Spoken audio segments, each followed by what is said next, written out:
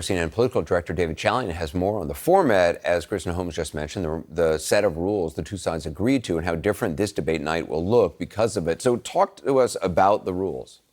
Well, Anderson, one of the biggest changes I think the viewer at home will see is no audience will be a part of this debate. It'll be the two candidates and the two moderators in the room there.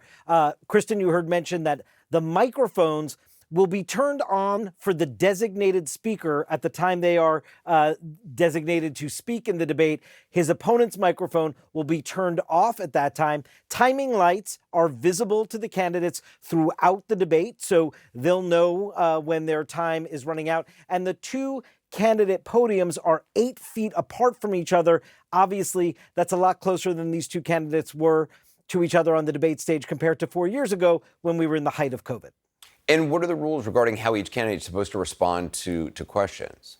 So the way that the debate is set up, and these are, CNN's format that both campaigns agreed to in order to participate in the debate, was that there would be a big macro topic, and candidate A will get a question on that topic. They will have 2 minutes to answer that question. Then there will be 1 minute response from candidate B, if you will, and another 1 minute response from candidate A. And then it flips the other way, staying within the broad topic area, but a different slice of a question related to that topic. Candidate B will get 2 minutes at that starter question. Candidate A gets a minute to respond. Candidate B gets a minute to respond. Of course, Jake and Dana at moderator discretion can ask a 1 minute follow-up, Anderson. I would note also, though, these candidates, once they hit the debate stage, there is no staff, no aides. They can't communicate with their team until after the debate has concluded. So the viewer will be seeing at home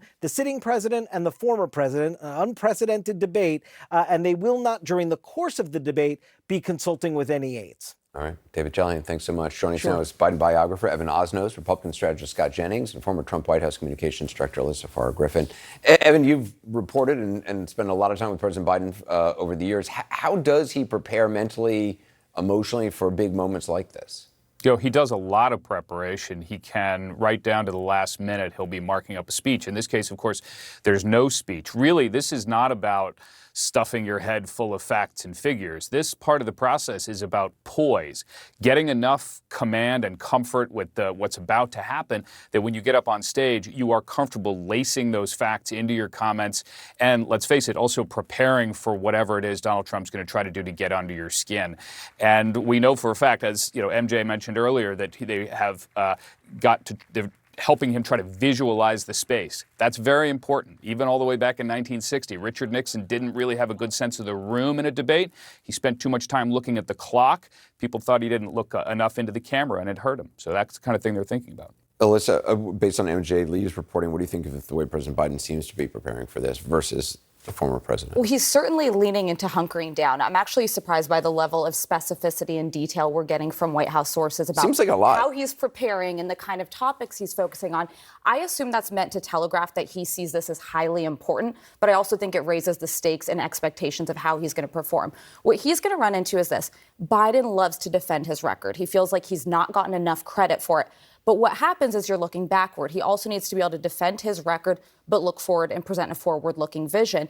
And all the while being up there against somebody who is known to try to throw him off of his balance, who's going to try to throw in jabs when it's his time to speak. And I think it's always a little bit harder for the incumbent in these debates. Yeah, I mean, Scott, legendarily, incumbent presidents have a really hard time on first debates. They haven't been confronted, the way they do on a campaign. They are used to people sort of kowtowing to them. And if you're Joe Biden, you can't believe you've got a 38% approval rating. You can't believe these polls that say that people remember the Trump presidency more fondly and you than just yours. need to explain it to them why. If you just listen to me talk about how smart I am, you will also know. When I think about these two, I think about them being like musicians, and Biden is going to be like a technical, he's reading off the sheet of music, and Trump is sort of like the guy with the cowbell, exploring the studio. One technical, one vibe driven.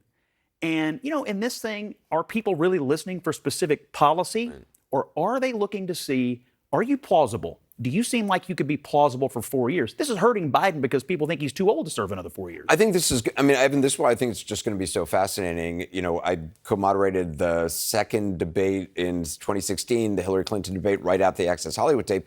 And that was where Trump was sort of wandering around on the stage.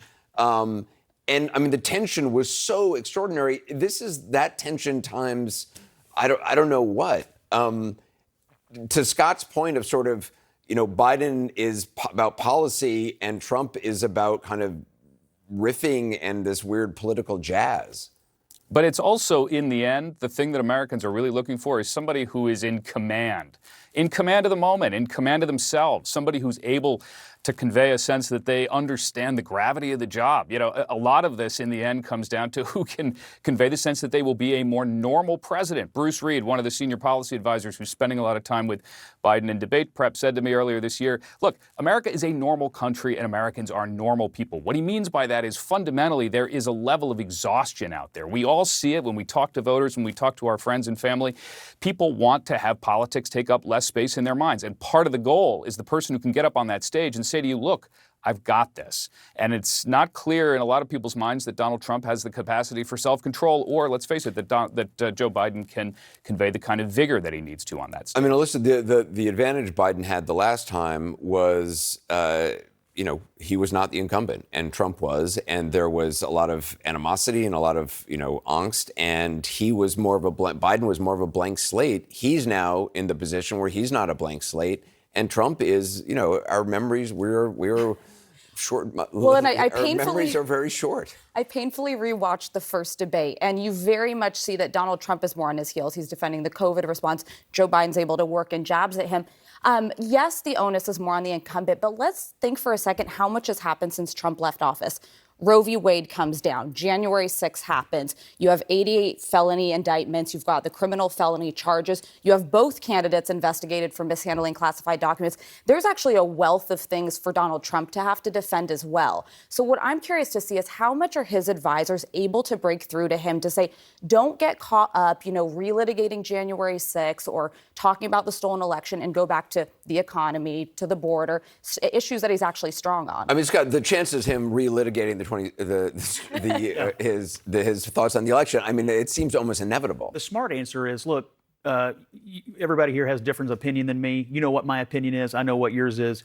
What we need to talk about is inflation and immigration. If he did that every time it was brought up, that would be a huge win. I mean, there's a lot of things for him to do here. I hope he actually speaks to the moment we're having on anti-Semitism in this country. Remember, Joe Biden launched his campaign, he said, because of Charlottesville.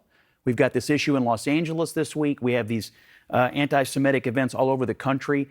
I know it's not one of the top issues everybody's talking about, but to me, it is fundamental to how Biden got into this race and why he said he was running. And I think Trump could cause some havoc on that stage if he used it at the debate. He did, I mean, sit down to dinner with a neo-Nazi, didn't he? I mean, so he has weaknesses on that front as well, does he not? Oh, he certainly does. And that is a conversation that, by the way, should be had. And I suspect our moderators will be prepared to fact check if anyone whitewashes either of their records. But I think Scott's right that he can call into question, well, you were supposed to kind of bring about healing. You were supposed to get us past this moment. But that's where Biden, the onus is so much on him to remind people of the worst things Donald Trump has done and said. The other thing, Evan, is does the former president just attack Biden on... You know, the former president has been saying awful things on the campaign trail about, oh, he's on drugs, he's, you know, not all there. Does he just do that directly to him for the bulk of this debate, throughout this debate? I mean, when I heard that David Chalian was saying that there's 8 feet between them, I mean, one of my thoughts was, does he honor that 8-foot distance? I mean, does he? I think that this podium arrangement will kind of confine him to his side of the ring, frankly. It'll be pretty weird if he begins wandering over there. But I have no doubt he's going to bring up this notion, this kind of idea that they're pumping up Biden with something to make him perform. Look, the fact is, I don't expect Biden to shy away from this if he's going to be attacked on a personal basis. One of the words you begin to hear from the campaign, and I've heard it from Joe Biden himself talking about Donald Trump, is the word loser. I would not be surprised to hear Joe Biden use that word on stage to see what the reaction is from his opponent.